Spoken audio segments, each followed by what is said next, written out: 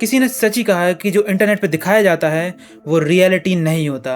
और ऐसा ही हुआ UK07 के इस कंट्रोवर्सी वाले केस में। जैसे कि सभी लोग जानते हैं कि UK07 ने एक गाना ड्रॉप करा था जिसके अंदर बहुत बड़े बड़े एलिगेशंस लिए गए थे, जहां पर उसने अपनी फैमिली, अपने भाई, इवन उसने अपनी वाइफ पर तक एलिगेशंस लगाए थे।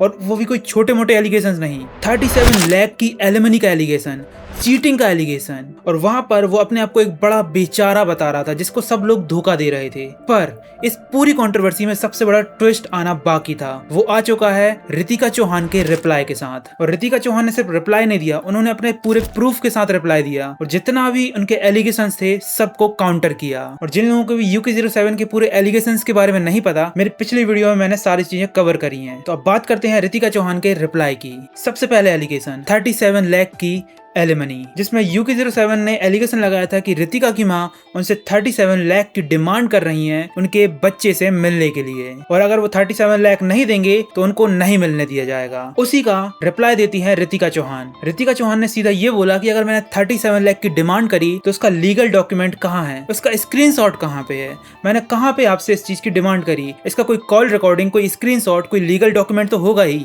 लॉयर ने आपको मैसेज करा होगा, डिमांड करी होगी मैंने कहीं पर वो 37 लाख की। क्या आप वो स्क्रीनशॉट मुझे दे सकते हैं? अच्छा, मुझे मत दीजिए, आप अपनी जनता को दीजिए, क्योंकि आप हमारे लिए तो वैसे भी नहीं जी रहे हो। ये सब चीजें आप अपने सोशल मीडिया PR के लिए कर रहे हैं एंड सोशल मीडिया व्यूज के लिए कर रहे हैं, तो एटलीस्ट उनको दे दीजिए। कहीं पर तो मैंने डिमांड करी होगी 37 लाख की, या मेरी मम्मा ने कहीं पर आपको डिमांड करी होगी 37 लाख, आपने जहाँ पे दिए होंगे मुझे, बैंक की ट्रांजेक्शन होगी, डेट होगी समथिंग, या हम दोनों की चैट्स होंगी, मैं सर्च करके नहीं डाल दूंगी स्क्रीनशॉट्स। कहीं पर तो मैंने आपसे डिमांड करी होगी 37 लाख की। और सोचो ये पूरा एलिगेशन कितना ज्यादा डिस्टर्बिंग लग रहा था जब UK07 ने इस एलिगेशन को रितिका पे लगाया था। पर जब ये काउंटर मिला तब UK07 की तरफ से कोई प्रूफ नहीं आया। ये सब तो सिर्फ शुरुआत थी। रितिका चौहान ने कुछ ऐसे डिस्टर्बिंग पार्ट्स भी बताए जो हमें पता ही नहीं थे। उन्होंने ये बताया कि जब वो प्रेग्नेंट थी तो उनके घर में राशन तक के पैसे नहीं थे, बिल पेंडिंग पड़े थे, और वहीं पर अनुराग दूसरी तरफ शिमला घूम रहे थे। और रितिका ने ये तक बताया कि बच्ची की डिलीवरी के दिन जब 37,000 का बिल बना उसको भी UK07 ने क्लियर तक नहीं किया। अपने बच्चे का 37,000 रुपए का बिल क्लियर नहीं किया है हॉस्पिटल में, आप 37 लाख रुपए देंगे हमें? ऊपर से UK07 एके अनुराग उनसे 55,000 की डिमांड कर रहे थे, वो भी लीगल नोटिस भेजकर। ये कितना ज्यादा डिस्टर्बिंग साउंड करता है।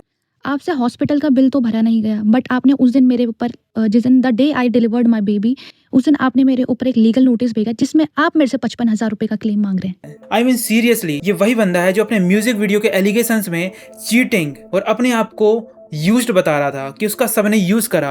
वो इंसान लीगल नोटिस भेज रहा है अपनी ही वाइफ को 55,000 रुपए के लिए, जो एलिगेशन के टाइम तो अपने आप को कैरिंग हस्बैंड, कैरिंग फादर बता रहा है, पर ऐसे क्रिटिकल टाइम पर पैसे की डिमांड कर रहा है। अब आते हैं सेकंड एलिगेशन पे, जो इस पूरे कंट्रोवर्सी का सबसे बड़ा एलिगेशन था, द चीटिंग एलिगेशन। जहाँ पे हमको पता है कि चीटिंग एलिगेशन के तो अनुराग ने काफी सबूत भी दिए थे, जो कि इस पूरी कंट्रोवर्सी का डार्क पार्ट था, जहाँ पर अनुराग दोवाल अपनी वाइफ पर चीटिंग एलिगेशन लगाते हैं उनके बेस्ट फ्रेंड अभिषेक के साथ, जहां पर हमको उनकी कॉल रिकॉर्डिंग सुनाई गई। इवन इन लोगों ने उसको बिठाकर कन्फेस तक कराया कि वो लोग चीट कर रहे थे, लेकिन रियलिटी रितिका चौहान ने सबके सामने ला के रख दी। तो सबसे पहले जो इन्हें एलिगेशन के टाइम पर जो ऑडियो रिकॉर्डिंग्स और वीडियो बताई थी वो सब फेक थी, क्योंकि उसकी स्टार्टिंग वाला पार्ट जिसमें अनुराग दोवाल जबरदस्ती अभिषेक को ये सारी चीजें बुलवा रहे हैं वो लीक हो चुकी है।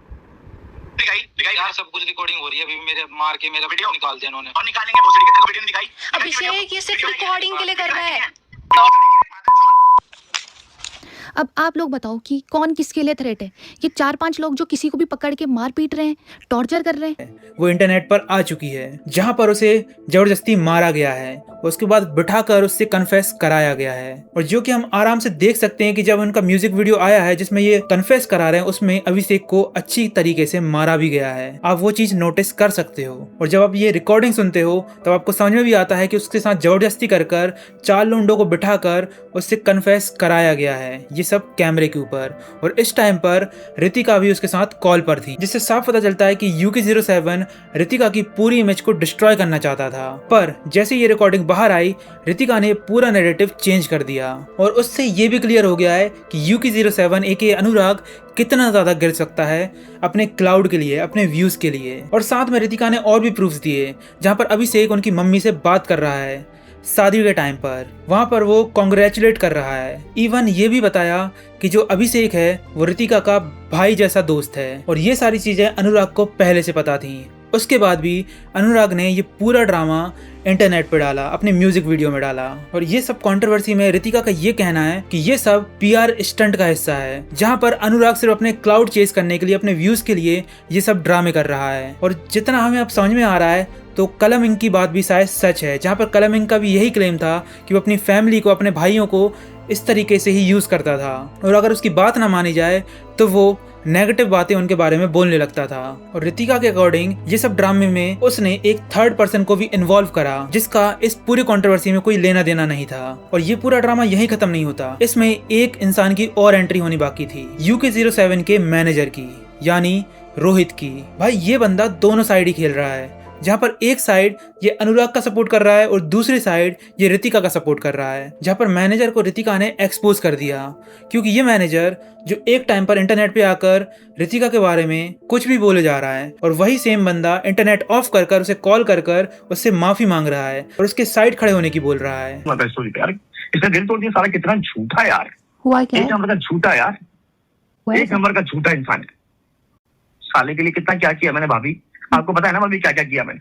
अब मैं करूंगा स्विच साइड भाभी, उसको भी पता है बहुत अच्छे से, जैनी और इनके सामने बोलता है कि रोहित तो ना मेरा इकलौता ऐसा सोल्जर है जो कभी पलटा नहीं है, मेरे लिए कभी बुराई नहीं की है, सोच लिया है, अब मैं मार दूं। जब आप अपने मालिक के नहीं हुए, आप मेरे हो गए। भाई ये बंदा एक लिटरली पीक दोगलापन है, जो कि दोनों के साइड फ्लिप आउट हो रहा है, बेसिकली बिन पैंदे के लोटे की तरह, कभी इस साइड तो कभी उस साइड। और जब रितिका ने इन सारी चीजों को एक्सपोज करा और अपना रिप्लाई अपने प्रूफ्स के साथ दिया, तो सारा नैरेटिव चेंज हो गया है, जहां पर अनुराग दोवाल AK UK07 गलत साबित होता है, जो अपने फेम के लिए, अपने क्लाउड के लिए सबका यूज कर रहा है, अपनी फैमिली का, अपनी वाइफ का, अपने भाई का। इवन आप ये सोचो कि वो अपने बच्चे तक का यूज कर रहा है, जहां पर वो अपने गाने में आखिरी में बड़ा इमोशनल हो जाता है, कहता है कि मैं तो अपने बच्चे के लिए सब कुछ कर रहा हूँ, मेरा भले किसी ने भी कितना ही यूज करा हो। पर सोचो वो बच्चा जब बड़ा होगा और इंटरनेट पर ये भसड़ा देखेगा, ये कंट्रोवर्सी देखेगा, तो क्या सोचेगा कि मेरे फादर ने सिर्फ क्लाउड के लिए, चंद व्यूज के लिए ये सब ड्रामे कर रखे हैं। एंड ट्रस्ट मी गाइस, ये सारा चीजें इंटरनेट से कहीं नहीं जाने वाला।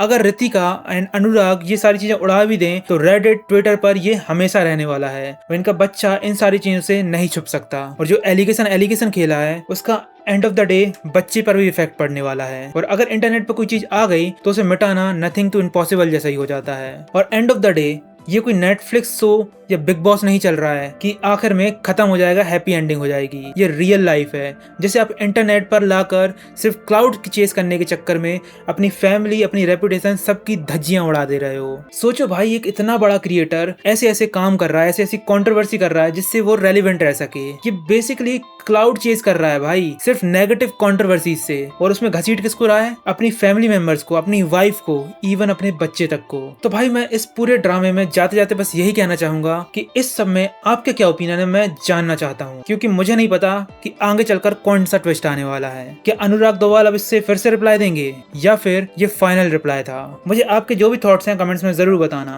और अगर आपको कुछ और अपडेट मिलता है तो भी कमेंट्स में जरूर बताना। तो मिलते हैं नेक्स्ट वीडियो में, तब तक के लिए बाय बाय।